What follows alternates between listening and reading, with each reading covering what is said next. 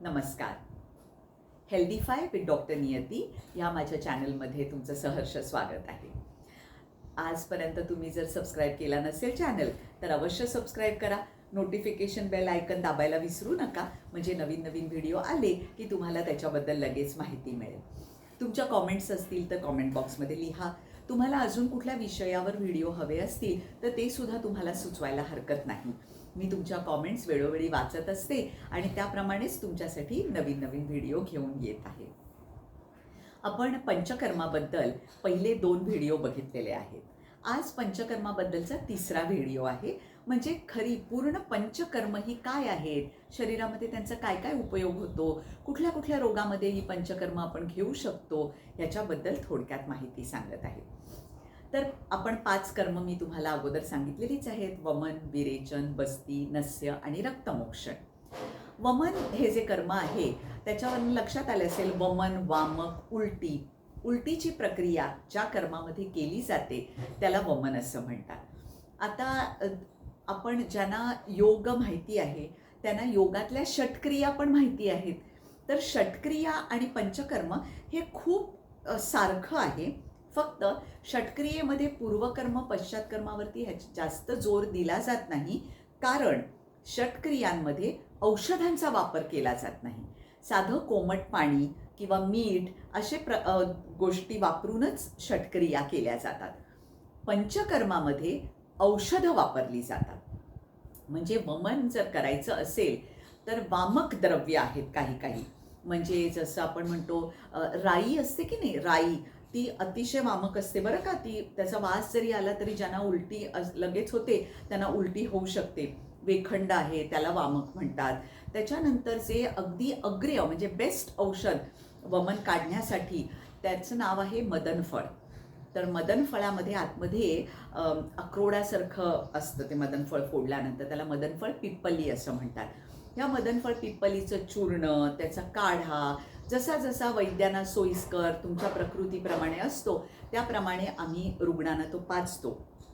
तो काढा प्यायल्यानंतर साधारण 20-1 मिनिटानंतर त्या व्यक्तीला अशी जाणीव व्हायला लागते की आता मला उलटी होणार आहे. मग त्या जो रुग्ण आहे त्याच्या रोगाप्रमाणे त्याच्या प्रकृतीप्रमाणे त्याला वेखंडाचा काढा, ज्येष्ठीमधाचा काढा, दूध आणि पाणी मिक्स केलेलं किंवा मिठाचं पाणी किंवा साधं पाणी असं दिलं जातं. कोमट ह्या सगळ्या गोष्टी प्यायला दिल्या जातात. म्हणजे एक मीडियम तयार होतं आणि ते सगळं पित्त, वात, कफ जे काही निघायचंय ते नुसतं निघू शकत नाही. त्याला एक मीडियम पाहिजे, त्याला काहीतरी बाहेर आणणारं पाहिजे. आपण तेल आणि तूप पिऊन त्याला पोटामध्ये तर आणलेलं आहे, पण कशाबरोबर तरी त्याला बाहेर यायला पाहिजे, नाहीतर आपल्याला बांध बसेल. आपलं जे ज्याला कार्डियक स्फिंक्टर म्हणतो, म्हणजे पोटाचा जो वरचा भाग आहे तिथे एक व्हाल्व असतो. आपलं पोट फुल भरलं की तो खरं म्हणजे बंद व्हायला पाहिजे, पण आपण त्याला इतकं भरायचं की अगदी गळ्यापर्यंत ते पाणी प्यायचे, तो काढा किंवा गरम पाणी, की ते तोंड बंद होणार नाही. बंद व्हायचं आपण त्याला स्टॉप करायचं, म्हणून आकंठ पान म्हणतात. म्हणजे अगदी कंठापर्यंत ते आलं पाहिजे पाणी. आणि मग नुसतं वाकलं ना की इतका आपल्याला उलटीची प्रक्रिया व्हायला लागलेली असते. म्हणजे रिसर्चनी असं प्रूव्ह केलंय की 2 गोष्टी होतात.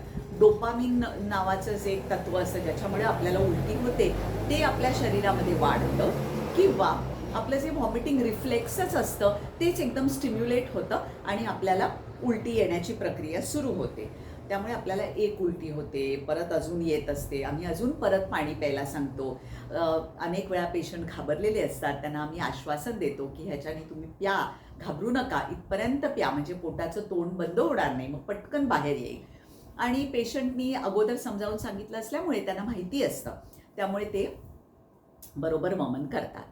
पण जर का एखाद्या व्यक्तीला ब्लड प्रेशर असेल, डायबिटीस असेल, रक्त जाडं होत चाललेलं आहे, रक्त पातळ घ्यायची औषधं चालू आहेत, हृदयाचे विकार आहेत, तर अशा खोकला झालेला असेल, खोकल्याच्या म्हणजे जे आपण म्हणतो स्वरग्रंथी आहेत त्याच्यामध्ये कुठेतरी ते नोड्स बीड्स झालेले आहेत ज्याच्यामुळे त्यांचा आवाज नीट निघत नाही आहे, जास्त प्रमाणात जुना दमा आहे, अशा व्यक्तींना आम्ही कधीही वमन देत नाही. जरीसुद्धा अनेक अशा नवीन दमा असेल तरी त्याला वमन द्यायचं असतं, पण जुना असेल तर नाही देऊ शकत. असे अनेक फॅक्टर्स आहेत बरं का, ते आम्हाला वैद्यांना माहिती असतात. त्यामुळे हे वमन असतं, ह्याला हल्ली खूप लोक घाबरतात, त्यामुळे वमन खूप मागे पडत चाललेलं आहे. त्याच्यानंतर विरेचन असतं. विरेचन म्हणजे जुलाबाची औषधं द्यायची असतात आणि जुलाबाची औषधं पण देऊन बरं का 10-10 वेळा तुम्हाला जुलाब होतील एवढी स्ट्रॉंग औषधं. म्हणजे खरं ग्रंथात जर तुम्ही वाचलं तर 30 जुलाब किमान तरी व्हायला पाहिजेत असं लिहिलेलं आहे. पण हल्ली लोकांची शक्ती खूप कमी झालेली आहे, त्यामुळे आम्ही मॅक्झिमम अगदी 10 वेळा होईल असंच आम्ही विरेचन देतो. आणि हे असं जर स्ट्रॉंग विरेचन द्यायचं असेल तर आम्ही आमच्या दवाखान्यातच ते विरेचन देतो, घरी घ्यायला देत नाही. जर मृदू विरेचन म्हणजे सॉफ्ट 1 किंवा 2 वेळात जुलाब होणारे असं औषध मी दिलं तर मग मी ते घरी घ्यायला देते. त्याची सुद्धा औषधं असतात की आता आपल्याला हरडे तर ऐकून माहितीच आहे, एरंडेल माहिती आहे, एरंडेलामध्ये भाजलेले हरडे माहिती आहे, त्रिफळा माहिती आहे, त्याच्यानंतर आरगवत म्हणून एक औषध आहे, ते मृदू विरेचक आहे. अशा प्रकारची अनेक विरेचन औषधं आमच्या आयुर्वेदामध्ये सांगितलेली आहेत. ती सुद्धा 4 प्रकारात मोडतात बरं का, की तीव्र विरेचक असतात, अनुलोमक विरेचक असतात, मृदू विरेचक असतात, सगळी वेगळी वेगळी असतात. त्याप्रमाणे वैद्य ठरवतात. त्याच्याबरोबर काही अशी पण असतात की जी तुम्ही घेतली त्याला इच्छाभेदी म्हणतात, म्हणजे तुम्हाला जेवढी पाहिजे तेवढंच विरेचन होणार. तुम्ही ती गोळी घ्यायची, विरेचन चालू झालं आणि तुम्हाला ते बंद व्हायला हवं असेल की मोठं 1 लिटरवर पाणी प्यायचं की ऑटोमॅटिकली बंद होतात. अशी पण औषधं आयुर्वेदामध्ये आहेत बरं का, पण त्याचा निर्णय तुमच्या वैद्यालाच घेऊ दे.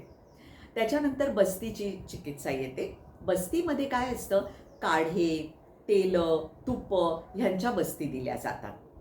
बस्तीसुद्धा जे प्रमेह ग्रुप चे रोग असतात, म्हणजे डायबिटीस आहे, ब्लड प्रेशर आहे, जाडी आहे, PCOD आहे, रक्त जाडं होणं आहे, ह्या सगळ्या रोगांमध्ये सामान्यतः बस्ती देऊ नये असं चरकांनी सांगितलेलं आहे. प्रमेहामध्ये दोन्ही प्रकारचे तेलाचे पण बस्ती आणि काढ्यांचे पण बस्ती देऊ नयेत. आयुर्वेदामध्ये, आयुर्वेदाच्या ग्रंथांमध्ये सिद्धिस्थानामध्ये वेगळे वेगळे बस्तींचे उपाय सांगितलेले आहेत. म्हणजे अगदी हल्ली आपण ऐकतो की नाही, गर्भाशयामध्ये अनेक वेळा गर्भ राहायच्या पूर्वी टॉर्च टेस्ट म्हणून करतात. ती तुमची टॉर्च टेस्ट पॉझिटिव्ह असेल तरीसुद्धा ती निगेटिव्ह करण्यासाठी आमच्याकडे बस्तीचे उपाय दिलेले आहेत. आणि ते सुद्धा गर्भाशयामध्ये घालायच्या बस्ती नाहीत, गुदद्वाराद्वाराच औषधं घातली जातात आणि तुमची टॉर्च टेस्टसुद्धा निगेटिव्ह येते. म्हणजे किती ही औषधं पॉवरफुल आहेत हे तुमच्या लक्षात येईल. बस्ती जसा आपण आपल्या मार्फत दिला जातो, तसेच इतर पण बस्ती आहेत ज्याला उत्तर बस्ती असं म्हणतात. म्हणजे गर्भाशयात दिलेले बस्ती, मूत्रमार्गामध्ये दिलेले बस्ती पण आहेत. पण त्याचा निर्णय तुमचे वैद्य आहेत तेच ठरवतात. आणि सामान्यतः आम्ही हे हॉस्पिटलमध्ये करतो, आपल्या क्लिनिकमध्ये करत नाही, कारण अनेक वेळा पेशंट शॉकमध्ये जाऊ शकतो आणि म्हणून त्यावेळी त्याला बाहेर काढण्यासाठी आपल्याला प्रॉपर इक्विपमेंट लागतं. त्यामुळे उत्तर बस्ती साधारणतः आम्ही हॉस्पिटलमध्येच आणि प्रॉपर देखरेखीखालीच करतो. नस्य जे आहे त्याच्यामध्ये नाकात थेंब टाकायचे. हे नाकात थेंब तेलाचे, तुपांचे घातले जातात, कधी कधी चूर्णाचे पण घातले जातात. म्हणजे हे नस्य वेगळ्या वेगळ्या प्रकारचं तर्पण नस्य, शोधन नस्य, त्याच्याबरोबर प्रथमन नस्य. म्हणजे प्रथमन नस्य सगळ्यात स्ट्रॉंग नस्य असतं, जे घेतल्याने तुम्हाला इतक्या शिंका येतात की तुमचं सगळं कफ तुमच्या शरीरातनं इथे जो साठलेला आहे तो निघून जातो. पण प्रथमन नस्य देण्यासाठी जो घेणारा आहे नस्य, त्याची मानसिक शक्ती अतिशय अतिशय परखड असायला पाहिजे, तरच हे प्रथमन नस्य आम्ही देतो. त्यामुळे तेलांचे नाकामध्ये थेंब टाकले जातात. त्याच्या अगोदर बाह्य पूर्व कर्म केलं जातं, तेल लावलं जातं संबंध इथे इथे इथे संबंध शेक दिला जातो आणि मग त्याच्यानंतर हे नस्य केलं जातं. रक्तमोक्षण जे आहे ते चरकाचार्यांनी त्याच्याबद्दल जास्त माहिती दिलेली नाही. सुश्रुताचार्य जे सर्जन होते ते रक्तमोक्षणामध्ये त्यांचा जास्त विश्वास होता. पण रक्तमोक्षण करण्याच्या पूर्वीसुद्धा आभ्यंतर किंवा बाह्य स्नेहस्वेदन दिलं जातं. तुम्ही कुठल्या प्रकारचं रक्तमोक्षण करणार आहात आणि कुठल्या प्रकारचा तुमचा व्याधी आहे. खास करून यकृत म्हणजे लिव्हरचे जे रोग आहेत, स्प्लीनचे जे रोग आहेत, त्वचेचे जे रोग आहेत आणि पित्ताचे वेगळे वेगळे रोग आहेत, ह्याच्यामध्ये रक्तमोक्षण केलं जातं. रक्तमोक्षणामध्ये जळवांचा वापर केला जातो. जळवांचा वापर मागे पडण्यामागे एक कारण खूप महत्त्वाचं असं आहे की जे रोग रक्तामार्फत तुम्हाला मिळू शकतात, म्हणजे अनेक वेळा बघा आपण ब्लड डोनेशन केलं किंवा कोणाचं तरी ब्लड घेतलं की आपल्याला काही रोग होतात, जसे हेपेटायटिस B आहे किंवा HIV पॉझिटिव्ह आपण होऊ शकतो. असे रोग तुम्हाला जळवेमार्फत सुद्धा होऊ शकतात. म्हणूनच मला वाटतं काही काळानंतर रक्तमोक्षण हे मागे पडलं आणि मुख्य 5 कर्मांमध्ये बस्तीचे 2 प्रकार केले गेले. म्हणजे वमन, विरेचन, निरूह बस्ती, अनुवासन बस्ती आणि नस्य अशी 5 कर्मसुद्धा काही मानली जातात. तर मला वाटतं त्या काळात सुद्धा जळवांमार्फत किंवा सिरिंज मार्फत तुम्हाला जे रोग होऊ शकत होते यांचा प्रादुर्भाव झाल्यामुळे रक्तमोक्षण थोडंसं मागे पडलेलं आहे. त्याच्याकडे जास्त लक्ष दिलं जात नाही. पण रक्तमोक्षणाचे सुद्धा अतिशय चांगले फायदे आपल्याला मिळू शकतात. तर त्यामुळे ही पंचकर्म ही कुठली होती ह्याच्याबद्दल तुम्हाला सांगितलं. आता तुमच्या लक्षात आलं असेल की हे एवढे दोष शरीरातनं बाहेर काढलं, 10 वेळा तुम्हाला उलटी झाली तर तुम्ही किती दमून जाल. म्हणून तुम्ही आराम करायचा आहे. तुमची पाचनशक्तीसुद्धा थोडीशी कमी झालेली आहे, कारण कफ निघाला आहे, त्याच्याबरोबर पित्तसुद्धा निघालं आहे. म्हणजे तुमचा अग्नी थोडासा मंद झालेला आहे. म्हणून 2 वेळा फक्त मुगाचं पाणी, भाताची पेज असं हलकं हलकं जेवण घेत मग तुम्ही तुमच्या नॉर्मल जेवणावर यायचे. 2 दिवस जमल्यास घरी आराम करायचा आहे किंवा जास्त शारीरिक श्रम करायचे नाही आहेत. अशा प्रकारचं पश्चात्कर्म केल्यानंतर मग आम्ही जे काही अभ्यंतर औषधं, जर तुम्हाला रोग असेल तर, आणि तुम्ही जर निरोगी राहण्यासाठी म्हणून हे पंचकर्म केलेलं आहे, तर ह्याच्यानंतर जी रसायन चिकित्सा आहे, जी आयुर्वेदाची अजून एक अतिशय सुंदर विशेषता आहे, ही रसायन चिकित्सासुद्धा ह्या पंचकर्मानंतरच घ्यायची आहे बरं का. त्यामुळे रसायन चिकित्सा घ्यायची असेल थंडीमध्ये तर त्याच्यासाठी उन्हाळ्यामध्ये वसंत ऋतूच्या सुरुवातीला वमन दिलं जातं, शरद ऋतूमध्ये विरेचन दिलं जातं आणि वर्षा ऋतूमध्ये बस्ती दिला जातो. ह्या पद्धतीने शरीर शुद्ध करून थंडीमध्ये म्हणजे आपल्या शिशिर ऋतू आणि हेमंत ऋतूमध्ये आपण रसायन चिकित्सा करू शकतो. हा व्हिडिओ तुम्हाला कसा वाटला हे तुम्ही कमेंट बॉक्समध्ये सांगायला विसरू नका. प्रश्न असतील तर ते सुद्धा अवश्य विचारा. नमस्कार.